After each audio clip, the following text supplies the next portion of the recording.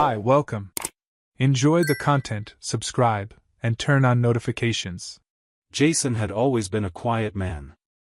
The kind who values a simple dinner at home more than loud nights at bars. Olivia was the same way. They met at a cafe near downtown, and from their first meeting, it felt like everything just clicked. They were partners in everything. They split the bills, shared dreams, and even silence was comfortable between them. They had a light, almost predictable routine, but it was full of affection. Improvised dinners with whatever was in the fridge, binge-watching shows together without rushing through seasons out of respect for each other, and that special plan they cherished, the trip to Europe the following year, with the 2 itineraries Jason had already saved on his phone. Everything moved at a steady pace, almost as if the outside world couldn't touch what they had built inside their home. Both had stable jobs. Jason worked as a freelance designer, which gave him some flexibility with his schedule and a loyal client base. Olivia was an administrative analyst at a local company. Her salary covered the essentials, and although luxury was never part of the plan, they had enough to live comfortably. On weekends, they would go on small hikes, visit neighborhood markets, or simply spend the afternoon on the couch, lying on each other, laughing at silly videos on their phones. Jason admired Olivia. He found her intelligent, grounded, with a sharp sense of humor and admirable ethics. She was the kind of woman he proudly introduced to his friends. And she seemed to see in him the ideal partner, the man who treated her with respect, who shared household chores, who remembered important dates without needing reminders. Everything flowed lightly until Olivia came home with a different sparkle in her eyes. She told him she had received an interesting job offer. It was for a tech company that was rapidly expanding, with better pay, more benefits, and real growth opportunities. The position had been recommended by an old classmate from college. His name was Patrick. When she mentioned the name, Jason reflexively asked who he was. She answered naturally, as if talking about something mundane, "Oh, Patrick? A good guy, studied with me, very professional." Jason didn't feel anything was off at that moment. In fact, he was happy for her. It was a real chance to grow. And Olivia seemed so excited, so sure of her choice, that it would have been impossible to question the importance of this step. The following days were filled with celebration. They went out to dinner at a restaurant they liked, toasted with cheap wineglasses at home, and talked for hours about how this could open doors. Olivia started her new job a few weeks later. She woke up more energized, spoke enthusiastically about the challenges, the meetings, the projects. Jason listened attentively and always made sure to encourage her. When she said she felt overwhelmed, he offered to cook dinner, tidy up the house, or pick something up for both of them to eat. He felt part of the process, as if this new chapter was also his. This was the kind of partnership they always wanted. In the first few months, Olivia seemed truly more alive, more fulfilled. Sometimes she stayed out longer, saying she was in meetings, team gatherings, or handling things outside the office. Jason, who trusted her, never questioned it. He'd simply ask if she wanted him to save dinner for her or if she needed anything when she got back. He even thought about preparing a surprise, something symbolic to celebrate her 6 months at the company. He started gathering ideas, planning something small but meaningful. He thought about making a collage with pictures of them, printing the updated itinerary for their Europe trip, or even buying that watch she had complimented in a shop window the other day. That's how Jason operated. Small gestures that carried deep meaning. And during that time, if anyone had asked him how the relationship was going, he would have said without hesitation that it was the best one he'd ever had. Jason believed the foundation of everything was respect. And until then, everything Olivia showed was exactly that: dedication, care, and presence, even with her new busy routine. They still laughed together, still had their inside jokes, still looked at each other with complicity after a long day. Jason felt grateful. He thought he finally understood what it meant to build a life alongside someone. He had no idea what was coming. It was just another ordinary Saturday, the kind where Jason and Olivia usually enjoyed doing little things together. They decided to go to the local market, as they always did once a week. Jason pushed the cart calmly while Olivia picked out fruits and vegetables with the care of someone who knew exactly what she wanted to cook. They chatted about dinner plans, laughed about a recipe that went wrong the previous week, and discussed the possibility of finally renovating the porch. It was another common moment that, until then, carried the lightness of a routine that seemed solid. While they were in the produce section, an enthusiastic voice popped up behind them, calling out to Olivia with excitement. It was Claire, an old college friend. The two hugged like old friends who hadn't seen each other in ages. Jason stood back, smiling, until he was introduced. Claire greeted him warmly, made a quick comment about how Olivia looked even prettier, and complimented the cute couple. The conversation flowed easily, filled with memories from college days and inside jokes that Jason pretended to understand. Everything was fine until he, out of politeness, asked Claire if she enjoyed working at the company where Olivia had started months ago. Claire's response was casual, said with the spontaneous tone of someone who speaks without filtering too much, "I love it. Especially because the shift is only 6 hours. I have time to take care of my personal life and still rest." Jason just smiled, but he noticed Olivia froze. It was a small pause, but enough to make something inside him stir. Claire seemed not to notice and kept talking about the team, the relaxed environment, and the benefits. Olivia tried to steer the conversation, calmly explaining that Claire worked in a different department, and that hers required a full-time schedule with stricter hours. Jason just listened, without pushing back. He let the conversation continue, though a small doubt lingered in his mind. After saying goodbye to Claire, they continued shopping normally. Olivia tried to keep the mood light, bringing up topics about the week's promotions and suggesting they make tacos for dinner. Jason pretended everything was fine, but inside, a shadow formed. It was strange. It didn't make sense to him that Olivia had omitted something as simple as her work hours. From the start, she had said she worked 8-hour shifts. That's why, on many days, he handled household tasks before she got home. Now, it sounded different. Like a small gear had shifted, unsettling the structure of everything he believed was firm. At home, while unloading the groceries, Jason tried to bring up the topic lightly. He asked again about the shifts at her company, pretending curiosity. Olivia repeated that each department worked differently, and hers was indeed distinct from Claire's. She said it convincingly, looking him straight in the eye, as if wanting to ensure the matter was quickly forgotten. Jason nodded, but he couldn't shake off the unease. While the explanation made some sense, there was something about how Olivia responded that stirred discomfort. That subtle pause at the market, the rushed way she changed the subject, and the fact that she had never mentioned Patrick was her ex-boyfriend. Suddenly, all of this began to seem too important to ignore. For the rest of the day, Jason tried to act normally. They had dinner together, watched an episode of a series they were following, and she fell asleep before him, exhausted as always. But he stayed awake, staring at the ceiling, as thousands of thoughts raced through his mind. It wasn't just about the hours. It was about trust. For the first time, he realized he was considering the possibility that Olivia was hiding something serious. And worst of all, he didn't know if it was something recent or if it had been building quietly, day by day, right in front of him, disguised as routine. That night marked a turning point. Something had broken inside him, even if silently. That's when Jason made a decision he never imagined he'd make. In silence, the next day, he searched online for private investigation services. He didn't tell anyone. He simply made contact, explained the basic situation, and arranged for the work to begin. It was the only way he found to confront his fears without acting impulsively. It was how he thought he could uncover the truth without losing himself in doubt.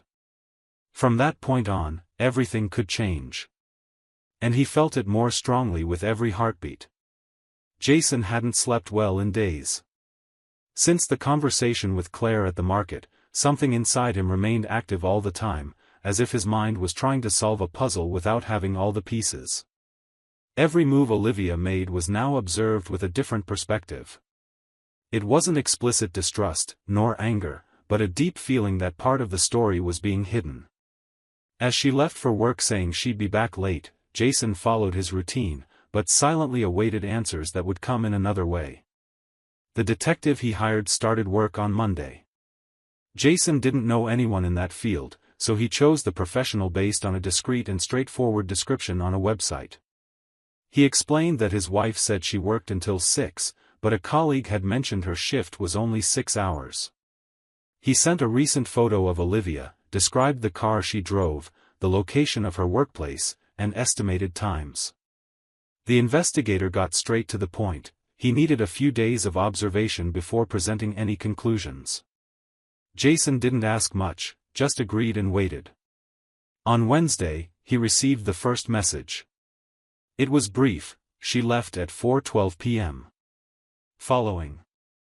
Jason froze for a moment.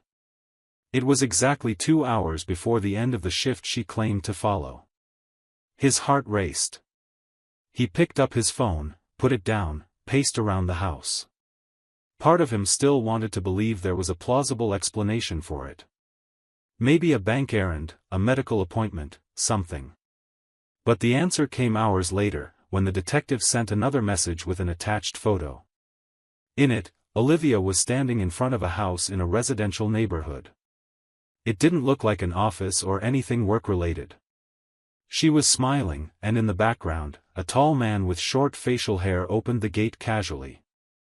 The two hugged for a few seconds before going inside. Jason didn't know what to think. There was still no direct proof of anything beyond a friendly reunion, but everything indicated the story was bigger than he imagined. Over the next few days, more images arrived. Olivia always left before 6, drove to the same house, and spent about 2 hours there. Sometimes the man opened the door, other times, she went in directly. In one of the photos, there was a kiss.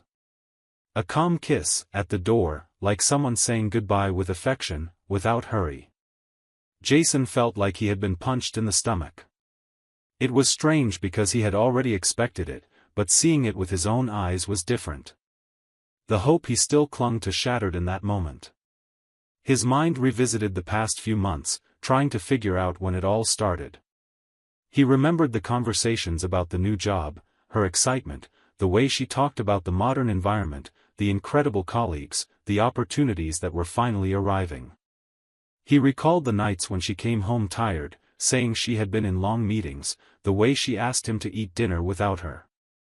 Now, it all sounded like excuses. A carefully constructed script. She returned around 6:30, took a shower, said the day had been tough, flopped onto the couch, and grabbed her phone. Jason, with the trust he always had, just smiled and asked if she wanted wine or tea. At the end of the week, the detective delivered a complete report. Photos, times, routes. Everything meticulously organized. Jason printed it all. He spread the pages on the living room table and sat there for a few minutes, staring at them. Olivia hadn't come home yet. He thought about how he would start the conversation. He wondered if he should yell, cry, or simply leave and let her find the papers. But when the door opened and she walked in smiling, saying she was exhausted, something inside him calmed down. He asked her to sit down. Without raising his voice, he pushed the report toward her. Olivia slowly opened it, recognized her own image, then the man's, and finally the moment of the kiss. She didn't try to deny it. She stayed silent for a while, breathing deeply. She said the man was Patrick. The same one who had referred her to the job. She revealed that he had been her boyfriend in college, and that when they reconnected, it started as friendship. She explained that she was confused, that memories of her youth resurfaced, and that Patrick stirred something she thought was over. She said she never planned it, that it just happened. Jason listened to every word.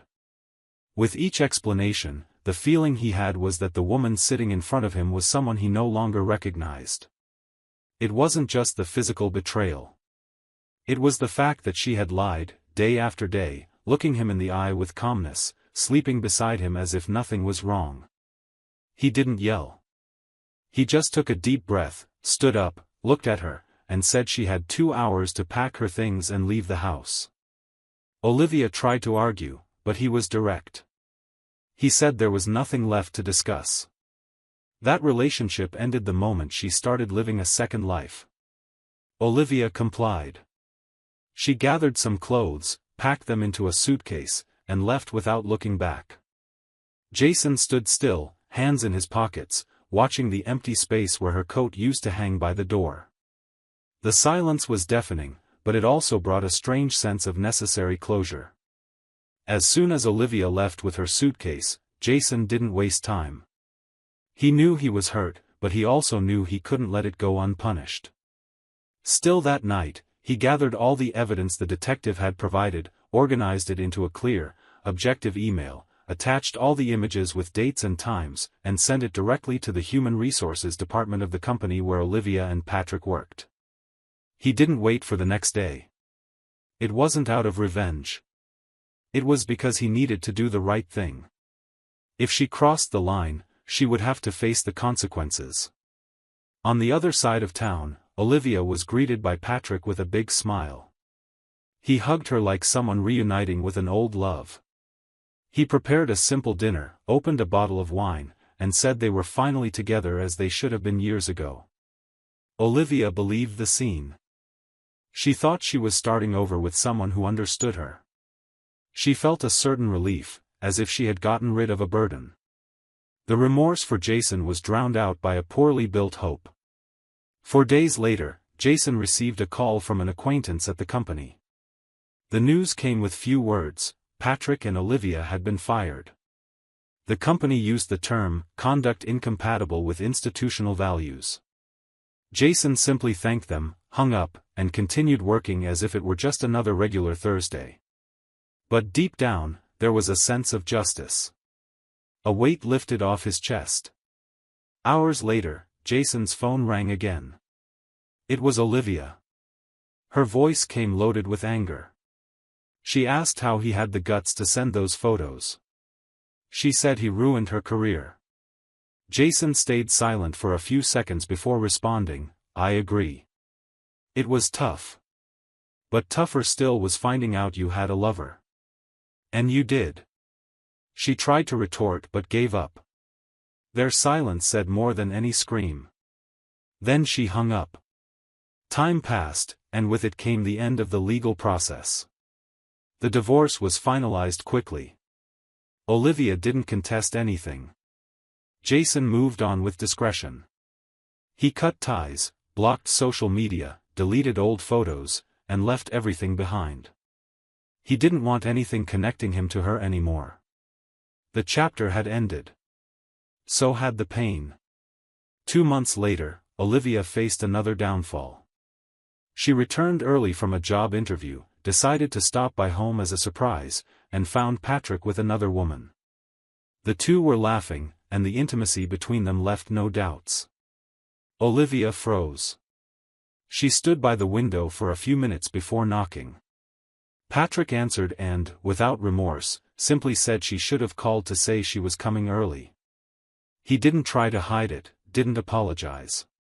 He said it was casual, that they had never defined what they were. Olivia started crying, and at that moment, she remembered why she broke up with Patrick in her youth. He had betrayed her the same way. In the following days, overwhelmed by despair and guilt, Olivia tried to reconcile with Jason. She sent long messages, saying she missed him, that everything had been a mistake, that she now saw the value of the love she lost. She called several times, but Jason didn't answer. She sent an email with a sincere apology, saying she still loved him and that if he agreed to talk, she would do anything to rebuild what she destroyed. The reply came days later, in a single line: "I wish you peace, but I've already found mine." It hit her like a bucket of cold reality. The door she herself closed was now permanently locked. Without a job, without a boyfriend, and without the strength to start over alone, Olivia returned to her parents' house.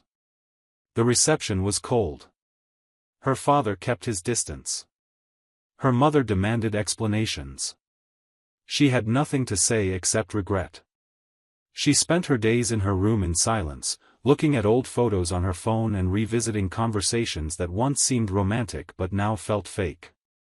The one thing she still couldn't face was the mirror. A year passed. Jason now lived in another city. He changed environments, made new friends, and created a healthy routine. He joined a gym near his house, where he met Lauren, a physiotherapy teacher who had also gone through a difficult separation. They started talking, running together, sharing stories. Gradually, laughter returned naturally. The trauma faded. Jason didn't hold grudges. Just memories that no longer hurt. And it was looking at Lauren during a walk that he became certain, it's not about forgetting who hurt you, it's about remembering who you decided to be after that. Thank you for watching the video. If you enjoyed it, don't forget to subscribe to the channel and turn on notifications so you won't miss any updates. See you next time.